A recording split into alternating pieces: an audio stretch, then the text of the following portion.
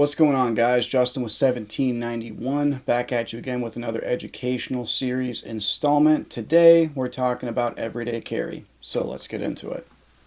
So since we started doing more of these videos, we've had a few people reach out and just ask questions about everyday carry. There is a ton of stuff on the internet about everyday carry, which is why I really kind of dragged my feet on doing this for a while. But people have asked, so we're going to do it. So my everyday carry has been evolving since, I would say, 2005. Yeah, right in there. Actually, 2004. Yep. Just because I'm weird, on my 18th birthday, what I did is I went down to the local sheriff's department, applied for my first concealed carry permit, and then I went to our local gun store and got my first centerfire concealed carry pistol, or at least, what I called a concealed carry pistol back then. My dad bought it for me as a gift, which is legal as long as you're gifting it to your kids. But bought me a Taurus PT99, and that's what I started carrying with back in the day when I was brand new to carrying a gun. I'm sure some of you guys watching have been carrying for much longer than that. But I have been very faithfully carrying a gun every day since then, aside from instances where I can't carry a gun, like boot camp, for example, things like that. But yeah, carrying every day. So what I'm going to do is I'm going to go through the nuts and bolts of my concealed carry system. There is a whole lot of other ancillary things that I'll use here and there. But this is kind of the core of it, and we'll go with that and talk through that stuff. First off, I want to talk about medical, which is very, very, very important. There are a lot of ways to carry extra medical with you. Some people take it much farther than I do and carry pretty much a full blowout kit on their body. I really can't fault them for it. I personally don't do that just because, I'm not a really, really big, tall person with room to put things. So I at least carry a tourniquet on my body. I carry a SWAT T. This is in a little vacuum sealed container to protect it, just because the original packaging got ripped. But yeah, just make sure to have it protected somehow. The reason why I like a SWAT T as opposed to other tourniquets for everyday carry is because the full-size CAT tourniquet, the CAT Gen 7, they were specifically designed to occlude blood flow on a soldier's limb, meaning not a kid. Now, I've seen people make claims and say that you can use a CAT Gen 7 on a kid and blah blah blah. It's not as I'm going to argue it's not as reliable on a kid versus this elastic band type thing. Now the crummy part is this type of tourniquet is not as reliable as a CAT Gen 7 on an adult. For instance, if I had to apply self-aid, it would be a heck of a lot easier for me to apply a CAT Gen 7 to myself in a time-of-life situation. Just because it has the windlass, it's easier to work with. If you slip off of the windlass, yes, you're gonna lose that winding, but all you got to do is start winding again, right? Versus something like this, if my hand slips off of that elastic band while I'm applying that SWAT T tourniquet, that's just going to come unraveled. It's just not as dummy proof and reliable as a CAT Gen 7. So there are some drawbacks and some trade-offs with that. But for me, since I have young kids, it's very, very, very important for me to be able to apply aid to anyone in my family, including even my dog maybe. So that's why I carry that SWAT T, because for me, the whole point of all of this is protecting my family. It's not necessarily for me. So next up, I'll just talk about my wallet. I just have this EMF proof wallet that was given to me as a Christmas present many years ago. I like it because it's small and I can fit it in my front pocket, and when I travel for work especially, I don't like to carry a wallet in my back pocket because it's a lot easier to pickpocket from a rear pocket versus a front pocket. And inside my wallet I carry many of the normal things. One of the things is this little Pocket Monkey multi-tool that was given to me as a gift a few years ago. It's about the size of a credit card. It has a bunch of little multi-tool functions on there. One of the things I really like is that little flathead screwdriver right there, which is perfect for picking the cable lock open when you travel via airlines and they zip tie your bag shut because it has a gun in it, and you go and claim it from your luggage claim for your airline. It has a big zip tie on it, so I can usually pick that zip tie pretty easy with that guy there. And then not only do I get my luggage opened up, but I get a free cable tie out of it. So I just keep that right in there. Something else I carry in my wallet is a miniaturized version of my tack stamp for my silencer, just because if I go somewhere with my rifle and my can on it, I just don't want to forget to have that with me, so I just a miniaturized version of my tack stamp in there. Alright, next up we'll talk about my pen. I'm kind of going from right to left here, and just a heads up, my tourniquet I carry in my back right pocket. My wallet I carry in my front right pocket. It's also kind of a dirty trick if someone goes to pickpocket me because they see this looks like a wallet. It's like my little inside joke for myself, and only I know about it until now because I just mentioned it on the video. I just like cheesing at the fact of someone pickpocketing this and getting home and like looking at it and like, oh, like what the hell is this thing? Anyways, I just like, I look forward to that moment with joy, hoping for that one day. Alright, something else I keep in my back right pocket is my pen, my Benchmade titanium pokey stabby sticky pen. This is an awesome pen. It does great pen related things. It writes really good. And if my left arm is trapped, or if I'm unable to get to my gun or whatever, I can use this as an option for both lethal and non-lethal self-defense, just because it makes a good Kubotan type of thing for pain compliance, joint compliance, all that stuff. But when gripped with a hammer fist, you could certainly do some damage with that. So just another option of another claw that I can reach for. Alright, and I carry that in my back right pocket. So moving over to the left side of my body. In my back left pocket, I carry my Surefire backup flashlight. Great flashlight. It has two different modes. The first time you hit the button is bright mode, and the second time you hit it is dim mode. So bright, dim, bright, dim.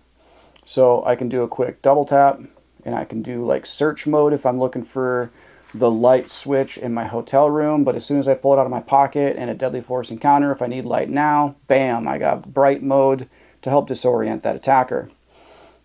This is also designed to be a bit of a pain compliance tool. You can just hammer fist that thing, and then you basically have a roll of quarters if you need to deck someone in the face.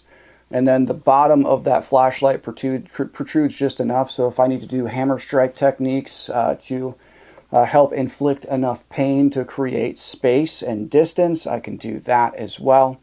As you can see, I like carrying things that do many things. For instance, the other thing that I like about this SWAT T tourniquet is that this could also be used as a pressure dressing if you wad up some clothing and put it underneath the, that bandage and then wrap it around. And so you can use it as a pressure dressing or a tourniquet, so I like that.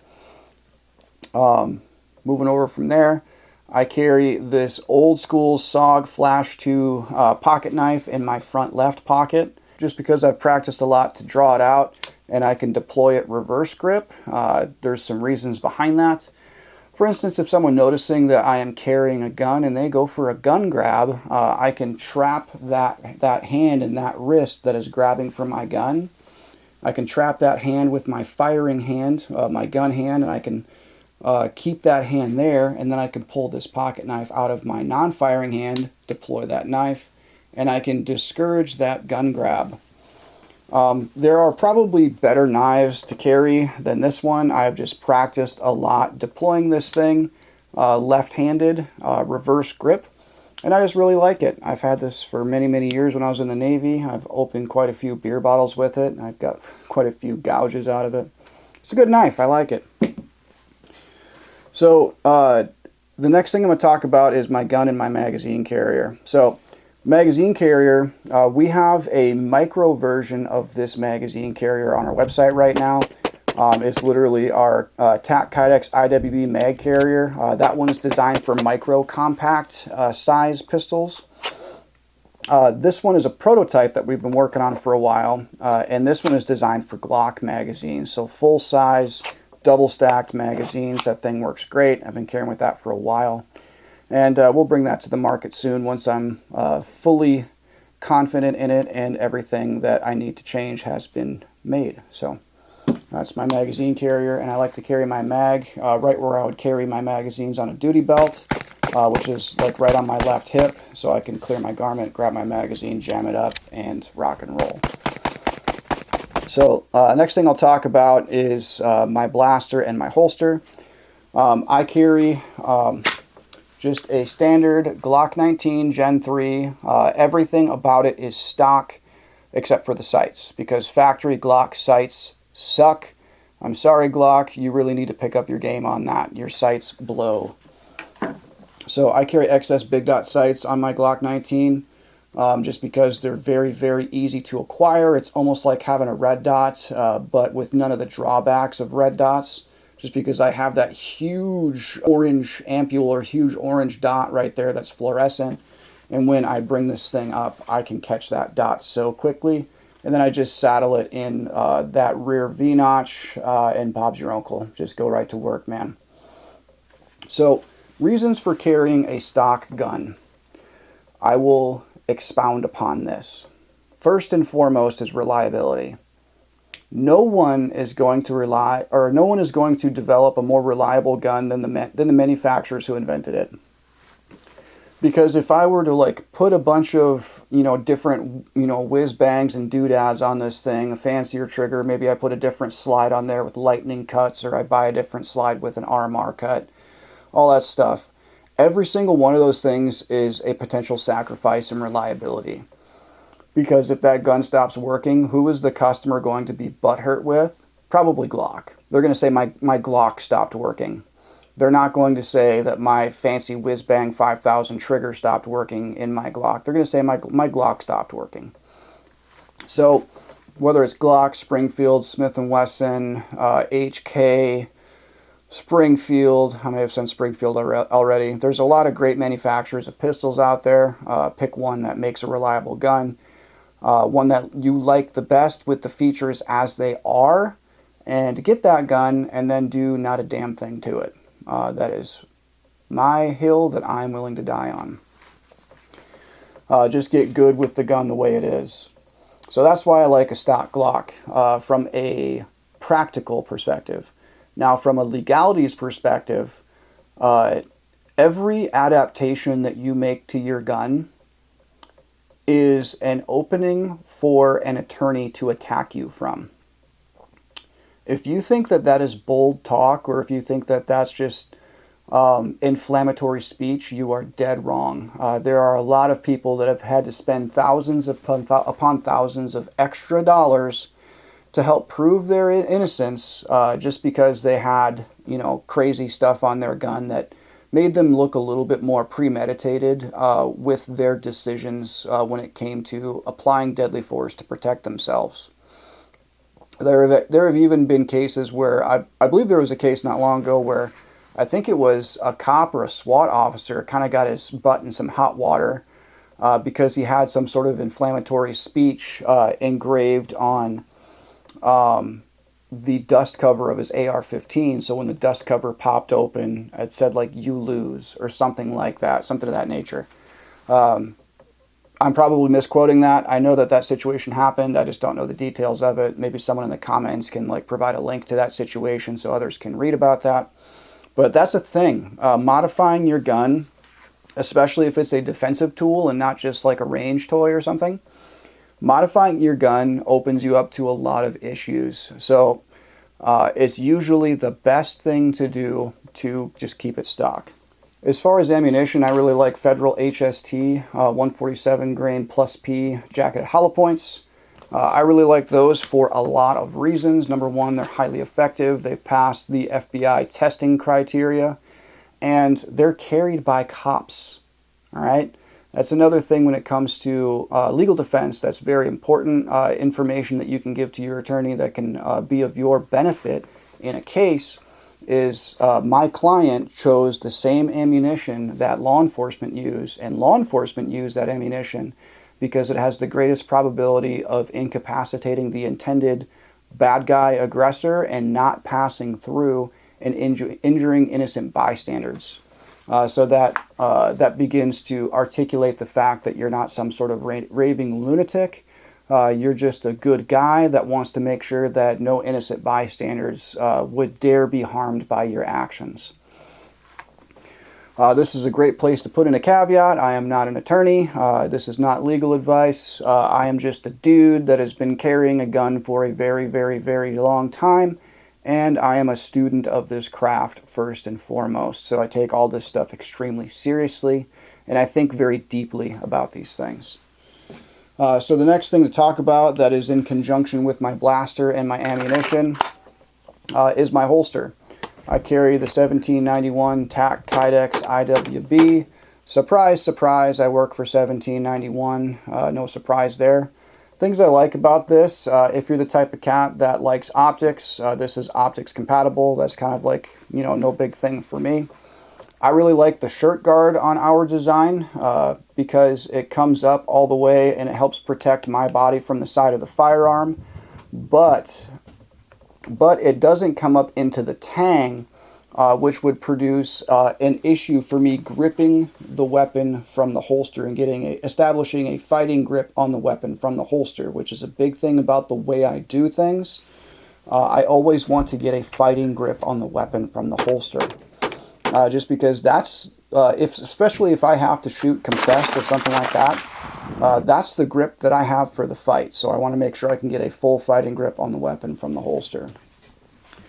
It has a couple of screws down here that I can adjust the tension with, and then it has a concealment wing or concealment claw that is baked into the design of the Kydex versus those aftermarket add-on concealment claws that you bolt on.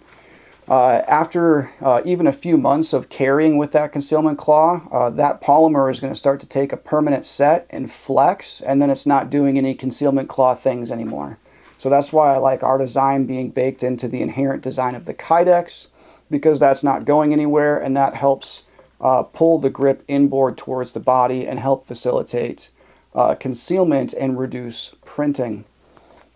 All right, so that's my blaster and my holster.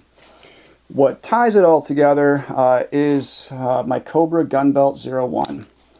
What I really like about this is it's made out of the same quality leather that our regular Gunbelt 01 is made out of, that heavy-duty 14-ounce steer hide leather.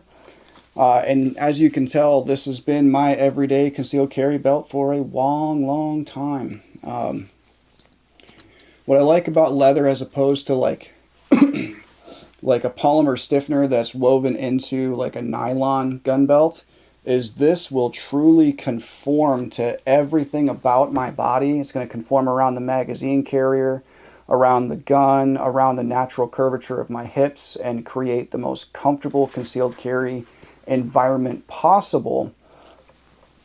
But at the same time, it's very easy to don and doff. And something I've mentioned in previous videos is that simple action right there of clicking my gun belt together.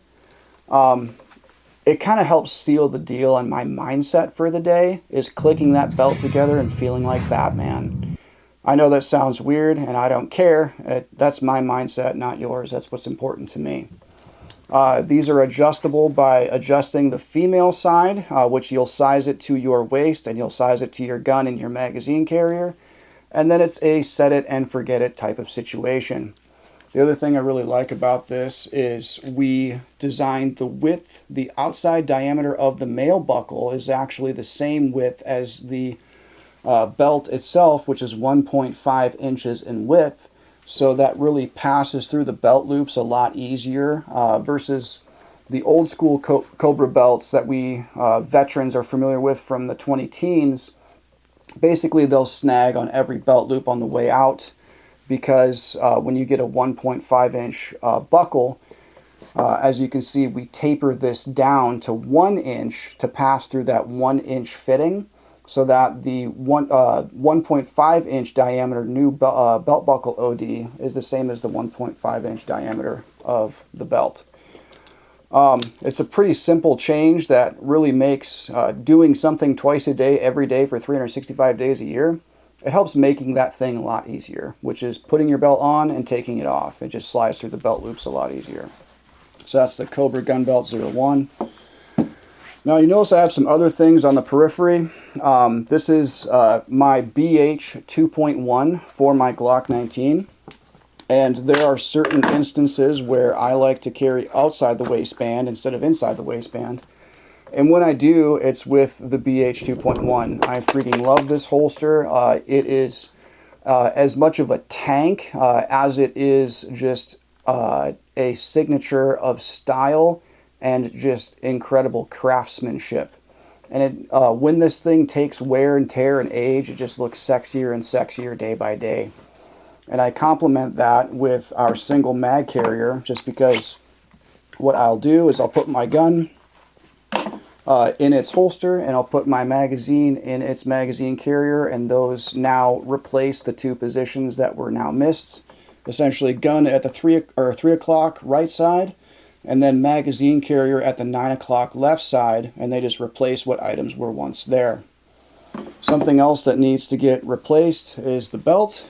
Just because that COBRA belt buckle does not feed through closed belt loops, that's for an over-the-top belt buckle or belt clip type of situation. So we need more of a regular old gun belt for that guy, which is my Gunbelt 01, because it has a standard loop, standard buckle and a standard loop on the front, so I can just feed that straight through there, and I can put my gun belt on. Now, what type of things would change to where I would go from a inside the waistband holster like this Tac Kydex IWB to going with the ORBH 2.1? Sometimes that would be garment related. Like sometimes I like to do this for winter concealed carry, just because like with all the layers, sometimes I'll still have my flannel on, but then I have a heavy jacket over top. And sometimes it's just a little bit easier when I do that garment clearing method to access a pistol that is in an outside the waistband pancake holster. So that is where that comes into play.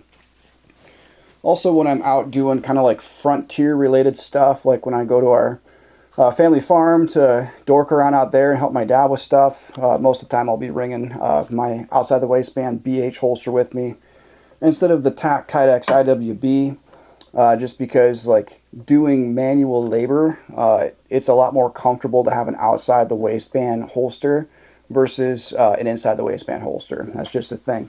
Maybe I'm weird, maybe it's just me, but generally when I'm like picking up hay bales or fixing fence or like bending over to like pick up tools off the ground or whatever, it's just more comfortable for an outside the waistband holster.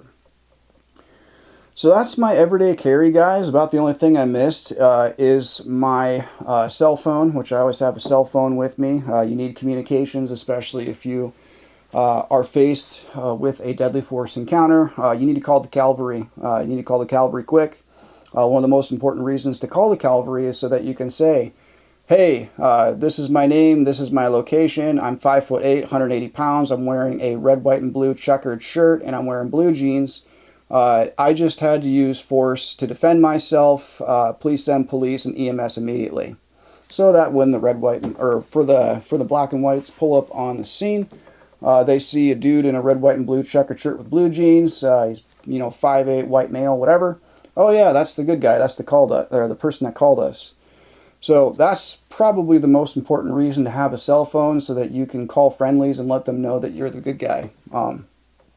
I know that sounds kind of cliche and kind of dumb and kind of weird, but that's a thing, all right? That is like natural human psychology, and especially from law enforcement psychology.